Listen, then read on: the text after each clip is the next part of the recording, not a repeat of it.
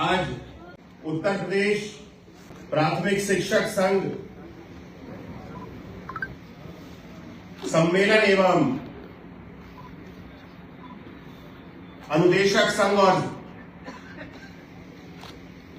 सभी के समाहित शिक्षा मित्र सम्मेलन में आज यहां पर उपस्थित आज के हमारे कार्यक्रम की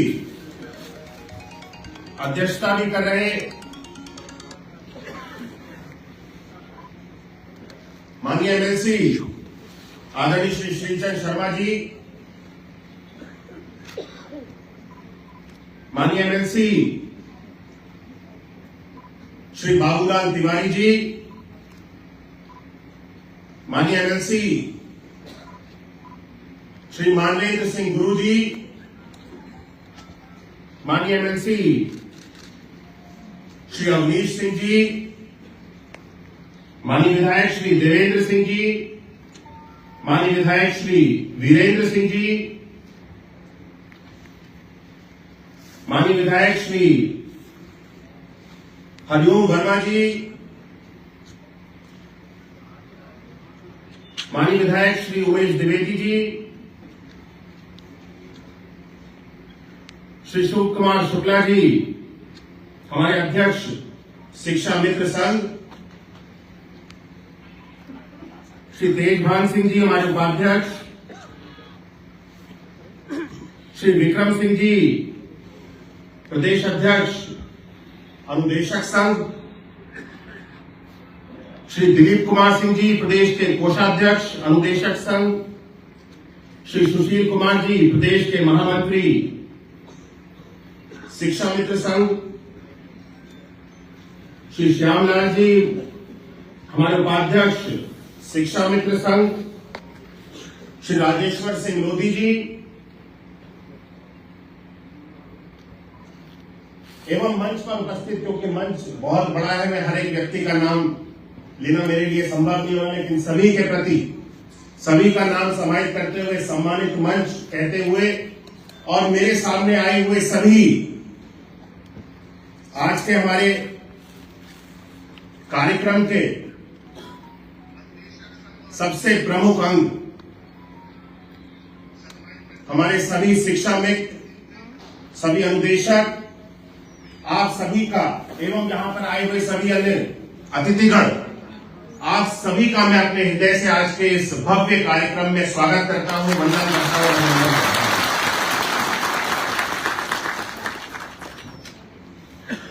साथियों,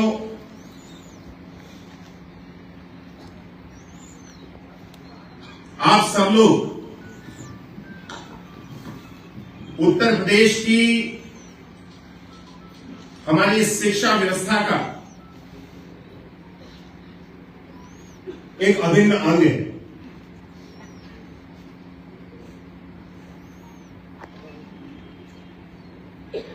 कठिन से कठिन समय में भी आप सब लोगों ने उन परिस्थितियों में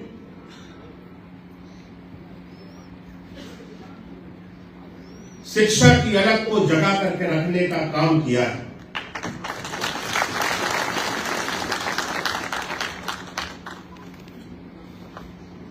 जब हमारे सामने ऐसी चुनौतियां आई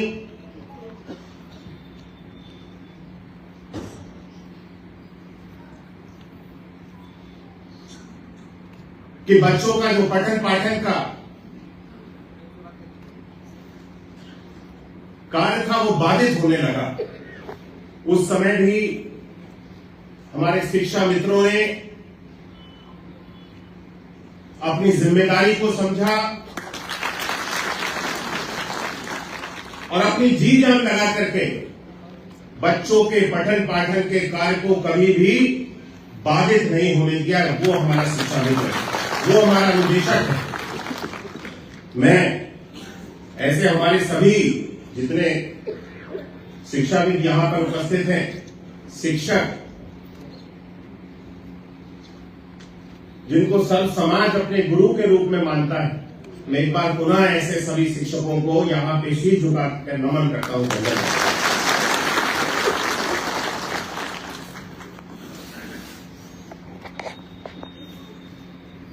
हम सबका दायित्व एक शिक्षक होने के नाते समाज में जागरूकता लाने का, समाज को एक दिशा देने का और समाज के अंदर एक शिक्षक होने के नाते जितनी भी कुप्रथाएं, इन सारी चीजों को समाप्त करना और एक ऐसी नई पीढ़ी को तैयार करना है जो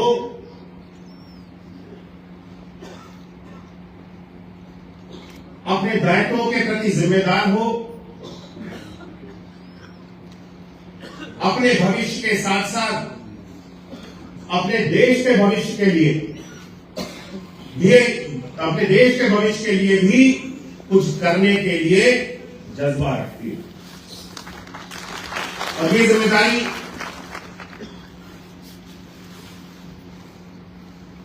जब मैं शिक्षक का प्रयोग करता हूं तो हमारे शिक्षा मित्र उनसे अलग नहीं। आप भी इस अलग को जगाने में, नई पीढ़ी को मजबूती से खड़ा करने में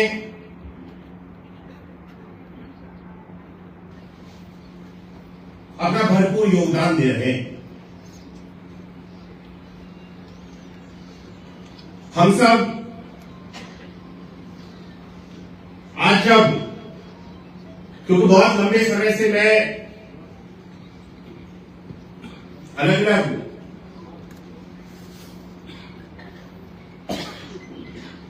संगठनों के माध्यम से और अलग अलग समय पे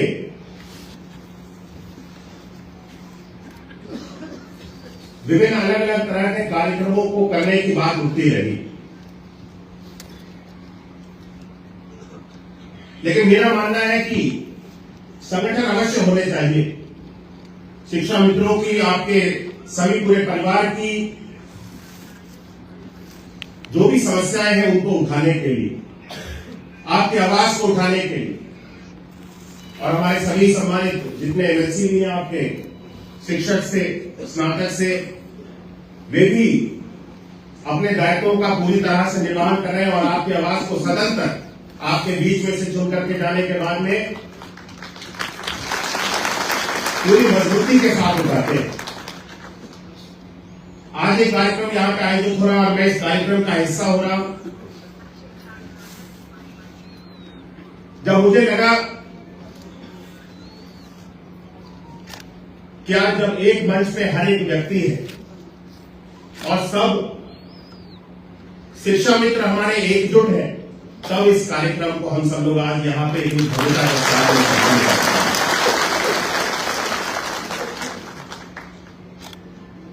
संगठनों का अलग अलग होना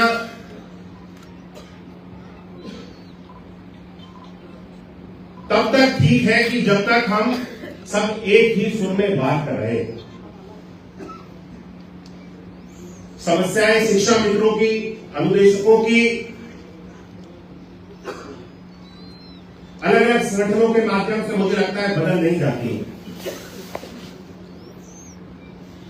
जो लाभ, जो हित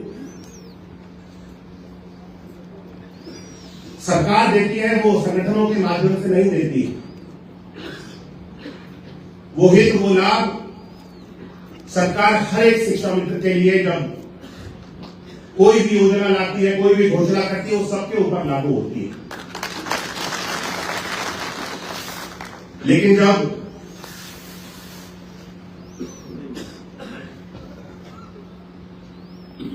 शिक्षा मित्रों के बल पे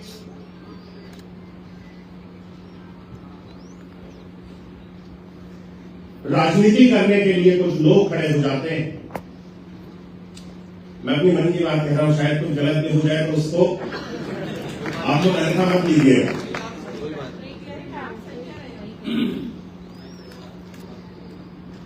तब मुझे ये चीज बहुत खराब लगती है कि ये शिक्षा मित्र ये वो शिक्षक है जो अपनी मेहनत से हमारे बच्चों के भविष्य को संवारने के लिए लगा हुआ है, दिन रात एक कर रहा है। लेकिन चंद लोग, मैं किसी का नाम नहीं ले रहा, किसी संगठन का नाम नहीं ले रहा, किसी को बुरा भी नहीं बोल रहा और किसी को अच्छा भी नहीं बोल रहा,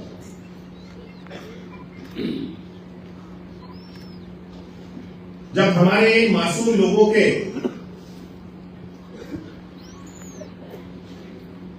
इन लोगों को सामने रखते हुए और इन लोगों को, शिक्षा मित्रों को, सभी हमारे लोगों को भ्रमित करते हुए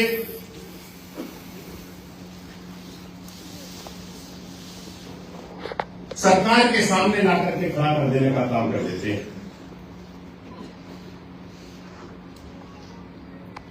और एक संदेश ऐसा जाता है कि शिक्षा मित्र, सरकार जो भी कार्य करती है उसके विपरीत दिशा में चलते हैं। क्या इसका लाभ किसी भी शिक्षा मित्र को, किसी भी अनुदेशक को होता है? लेकिन लाभ किसी व्यक्ति को तो मिल जाता है। वो कोई भी व्यक्ति है, उस व्यक्ति को इसका लाभ मिल जाता है और उसके कारण नुकसान किसका होता है? सभी लोगों का। मैं चाहूंगा जब सरकार आपके साथ है, आपके हित के लिए कार्य कर रही है, हमें स्वयं को समझना हो कि हमें किसके साथ चलना है और किसके साथ नहीं चलना। हमें हमारी एकता को बना करके रखने का काम करना है। सभी संगठित रहेंगे, एकजुट रहेंगे, तभी आप आगे बढ़ सकते हैं। आज जो भी समस्याएं हैं हम सब लोगों के सामने, इन सारी चीजों का निस्तारण बहुत पहले हो चुका होता, लेकिन जबरदस्ती चीजों को बिगाड़ना और स्थितियों को सामान्य ना रहने देना किसी व्यक्ति का नाम नहीं लेता। कुछ लोगों की वजह से स्थितियां सामान्य नहीं रही और इस तरह की छवि बनी कि शिक्षा मित्र अपने मन के हिसाब से चलते हैं। हमें इस छवि को पूरी तरह से बदलने की आवश्यकता है। यह है नहीं, सच्चाई नहीं है, लेकिन एक भ्रम बनाया गया। ये भ्रम भी क्यों रहना चाहिए? रहना चाहिए। इस भ्रम को समाप्त करने के लिए हमें अपनी एकता को साबित करना होगा। हम एक हैं और आगे हमेशा एकजुट रहेंगे, ये संदेश हमें देने का कार्य करना है। और जिस तरह से हमारी सरकार आज सकारात्मक दिशा में आगे बढ़ रही है, शिक्षा के क्षेत्र में जिस तरह से हमारी सरकार ने कार्य किए हैं,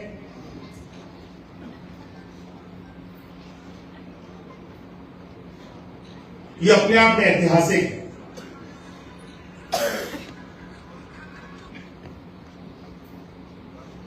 दो 2017 से जब से योगी जी के नेतृत्व की भारतीय जनता पार्टी की सरकार बनी,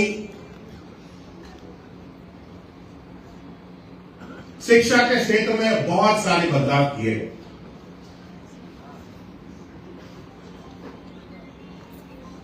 शिक्षा गुणवत्ता परक होनी चाहिए।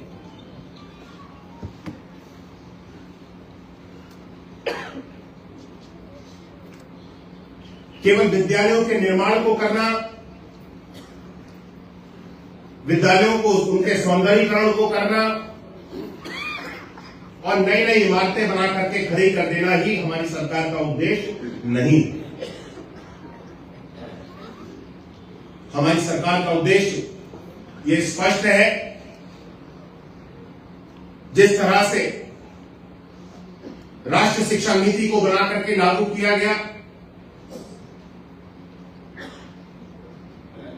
और उसके अंतर्गत जो बदलाव इस देश के अंदर, इस देश की शिक्षा व्यवस्था में बहुत पहले आ जाने चाहिए थे, उन बदलावों को हमारे देश के प्रधानमंत्री आदरणीय श्री नरेंद्र मोदी जी के द्वारा लाया गया। ये साफ दिखलाता है, इससे साफ झलकता है कि हम शिक्षा की गुणवत्ता के ऊपर ध्यान दे रहे हैं। बच्चों की शिक्षा इस बदलते हुए युग के साथ में किस तरह से बदलनी चाहिए और नए युग की नई शिक्षा कैसी होनी चाहिए, ये राष्ट्रीय शिक्षा नीति के अंदर पूरी तरह से दर्शाया गया है। आज डिजिटल एजुकेशन को हम सब लोगों ने प्राथमिकता दी, क्योंकि नया युग डिजिटल युग है और बिना डिजिटल एजुकेशन के क्या हमारा आने वाली नई पीढ़ी आगे बढ़ सकती है? नहीं बढ़ सकती है। आज हर एक चीज डिजिटलाइज हो रही है। हमने अपने हर एक विद्यालय को डिजिटल संसाधनों के साथ, उपकरणों के साथ युक्त करने का काम किया और मैं गर्व के साथ कह सकता हूं कि उत्तर प्रदेश जिस दिशा में आगे बढ़ रहा है, उत्तर प्रदेश का शिक्षा विभाग जिस गति के साथ और जिस दिशा में आगे बढ़ रहा है, ये देश का सर्वप्रथम प्रदेश होने वाला है जो शिक्षा की व्यवस्था में सबसे आगे बढ़े। उत्तर प्रदेश पहले बहुत सारी चीजों के लिए 2017 से पहले जाना जाता है। सबसे बड़ी जनसंख्या वाला प्रदेश, सबसे बड़ी आबादी का प्रदेश, लेकिन जाना जाता था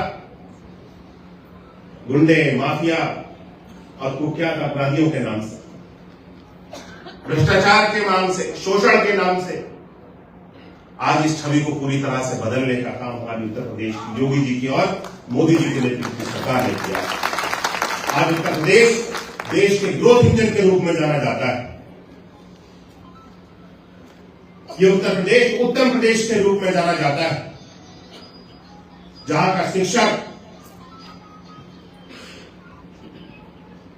अपनी जी जान एक करते हुए आने वाली नई पीढ़ी को तैयार करने के लिए इस देश की 2047 में जो हमारे प्रधानमंत्री जी ने सपना देखा है, एक विकसित राष्ट्र का, एक विकसित भारत का, उस सपने को पूरा करने में अपनी जी जान लगा देने वाली उत्तर प्रदेश के हमारे एक शिक्षक के नाम से आगे प्रदेश जाना जाता है। साथियों, जब सरकार सकारात्मक दिशा में आगे बढ़ रही है,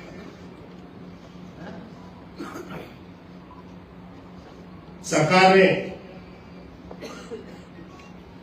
अभी हाल ही में जब शिक्षक दिवस था, जिसके बारे में हमारे सभी सम्मानित विधायकगण, एमएलसी गण आपसे चर्चा कर चुके हैं, जब कैशलेस चिकित्सा की सुविधाओं की बात आई, माननीय मुख्यमंत्री जी ने इस पर एक चर्चा करने के लिए बैठक बुलाई और उसमें हर एक चीज पे चर्चा हो रही।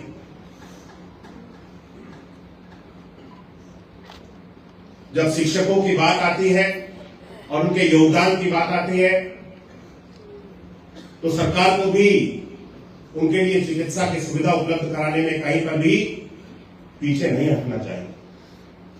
और इसमें एक बिंदु तब यह भी रखा गया बैठक में कि हमारे शिक्षा मित्र, अनुदेशक और उनके साथ साथ रसोइये भी, जिनका योगदान कभी भुलाया नहीं जा सकता है शिक्षा के क्षेत्र में, इनको भी इसमें सम्मिलित करते हुए कैशलेस चिकित्सा की सुविधा दी जानी चाहिए। तब आप सब लोगों को भी माननीय जी ने निर्णय किया कि हाँ, इन सब लोगों को भी सम्मिलित करते हुए, और उन्होंने स्वयं इसकी घोषणा की कि समस्त सभी शिक्षकों को इसके अंतर्गत हम सब लोग समाहित करेंगे और इसकी रूपरेखा बहुत जल्द बन करके तैयार हो जाएगी। क्योंकि एक जब बड़ी व्यवस्था बनानी होती है, कोई नई चीज की तैयारी करनी होती है, इसका ड्राफ्ट तैयार किया जा चुका है। मुझे लगता है हमें बहुत ज्यादा प्रतीक्षा की आवश्यकता नहीं होगी। हम सब लोग इसमें बहुत तेजी से आगे बढ़ रहे हैं और बहुत जल्द आज सब लोगों को इन सारी चीजों की कैशलेस चिकित्सा की जो सुविधा है, इस व्यवस्था के साथ में आपको जोड़ दिया जाए। मैं मुख्यमंत्री जी का हृदय से आभार करता हूं, धन्यवाद करता हूं कि उन्होंने हमारे प्रदेश के समस्त शिक्षा मित्रों को, अनुदेशकों को, रसोइयों को भी, शिक्षकों के, अन्य सभी शिक्षकों के साथ साथ इसके अंदर समाहित किया और भी अन्य सभी मांगों पे हमारी सरकार विचार कर रही है। शिक्षा मित्रों को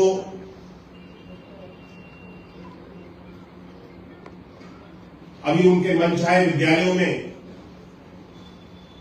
पहुंचने का अवसर मिल जाए, क्योंकि कई सारे शिक्षा मित्र ऐसे हैं जिनको अभी अपने विद्यालयों तक पहुंचने में भी कठिनाई होती है। इसको ऊपर भी हम सब लोग कार्य कर रहे हैं और बहुत जल्द एक व्यवस्था बना करके लागू कर दी जाएगी कि हर एक शिक्षा मित्र को अपनी स्वेच्छा से जिस स्थान पर उसका विद्यालय होना चाहिए व्यवस्था के अनुसार वहां पर वो पहुंच करके अपने पठन पाठन के कार्य को आसानी के साथ कर सकते। हम इस पर काम कर रहे हैं और बहुत जल्द इसको पूर्ण कर दिया जाएगा। आपकी प्रतीक्षा की घड़ी अब लगभग समाप्त हो चुकी है।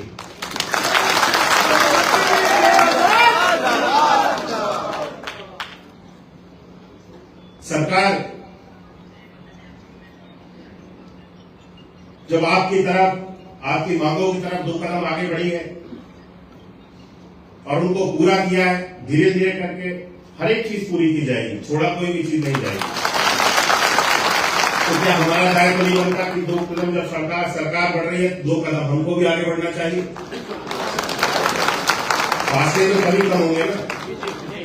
एक व्यक्ति और दोनों व्यक्ति जब पास में चल करके आएंगे तो फासले कम करने में उसमें खुशी भी ज्यादा होगी। तो स्वेच्छा से होगा कि हम भी मिलना चाहते हैं और आप भी हमें आकर के मिल रहे। एक व्यक्ति खड़ा है और दूसरा व्यक्ति चल के जाएगा तो उसको मिलना नहीं बोलते, उसे मिलना नहीं कहा जाएगा ना। दोनों लोग स्वेच्छा से, आप भी हमारी शिक्षा व्यवस्था का एक बहुत अभिन्न अंग है, जैसा कि मैंने कहा। और शिक्षा मित्रों के बिना, अनुदेशकों के बिना हम बेसिक शिक्षा विभाग में पठन पाठन के कार्य को भली भांति संपन्न करने की कल्पना नहीं कर सकते। आपका योगदान बहुत महत्वपूर्ण है हमारे लिए। शिक्षा मंत्री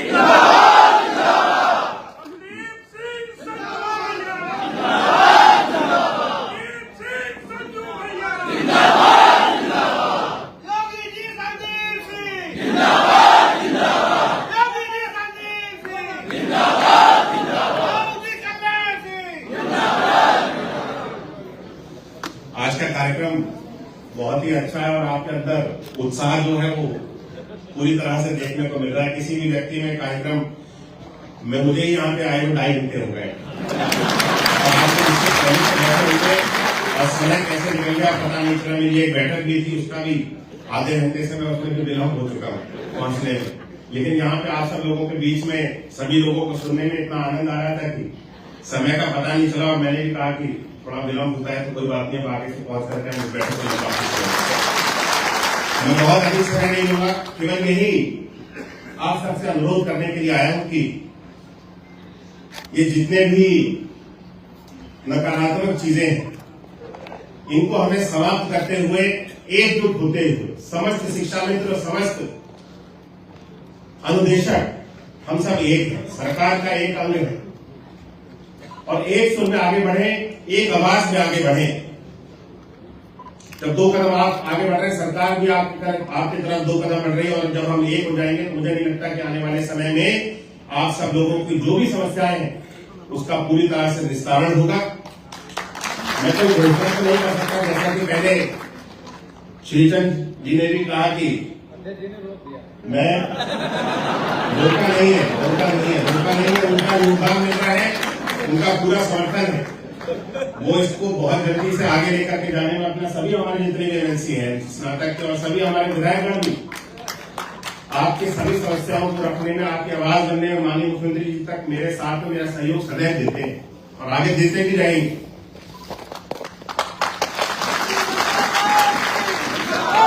बहुत जल्द आप सब लोगों की जो भी समस्याएं हैं, बिना कोई घोषणा किए हुए मैं इतना तो आश्वासन देता हूं कि सरकार इसके ऊपर विचार कर रही है और बहुत जल्द आपको कोई खुशखबरी हम सब लोग के माध्यम से हमारे नेतृत्व कर रहे माननीय मुख्यमंत्री जी, हम सबके जो नेता हैं और जिनके मार्गदर्शन में हम सब लोग सदैव कार्य कर रहे हैं, जिनसे प्रेरणा लेते हुए हम सब लोग कार्य कर रहे हैं, उनका हृदय बहुत बड़ा है और वे ज्यादा देर तक किसी की चीजों को मन में नहीं रखते।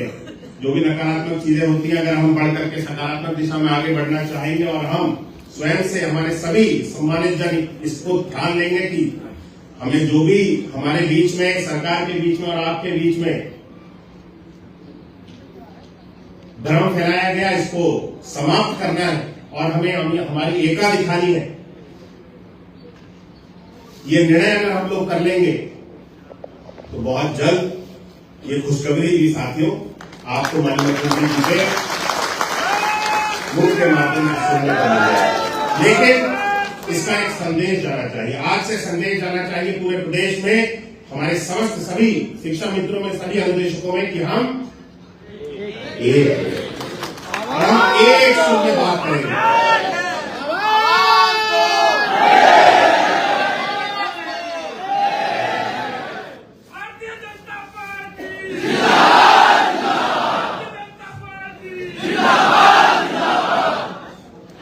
मैं ये नारा लगा नहीं सकता था, लेकिन आप लोगों ने लगा। ये कोई पार्टी का कार्यक्रम नहीं कर रहा है, इसको कृपया करके इस तरीके से ना मोड़िएगा। ये हमारे शिक्षकों का, सम्मानित शिक्षकों का, शिक्षा मित्रों का, निदेशकों का कार्यक्रम। हम शिक्षा के लक्ष्य जगाने के लिए यहाँ पर एकत्रित हुए हैं, अपने प्रदेश को नई ऊंचाइयों तक लेकर के जाने के लिए यहाँ पर एकत्रित हुए हैं, और हमारे शिक्षा मित्रों की जो भी समस्याएं हैं उनको हम सब लोग दूर कर सके और आपकी आवाज हम तक पहुंच सके इस मंच के माध्यम से। इसीलिए हम सब लोग आज यहाँ पर एकत्रित हुए हैं। हमारी सरकार आप सबके लिए बहुत ही संवेदनशील है। शिक्षा मित्र समस्या नहीं, शिक्षा मित्र समाधान। इस सोच के साथ हम सब लोग आगे बढ़ रहे हैं। आप सबका सहयोग हमें सदैव प्राप्त होता रहे और हम देश को नई ऊंचाइयों तक लेकर के जाते रहे। और इस स्नातक के चुनाव में भी हमारे जो लोग पहले से वोटर बन चुके हैं और जो ना बने, वो कृपया करके अपने आप को वोटर बनवा लें। ये भी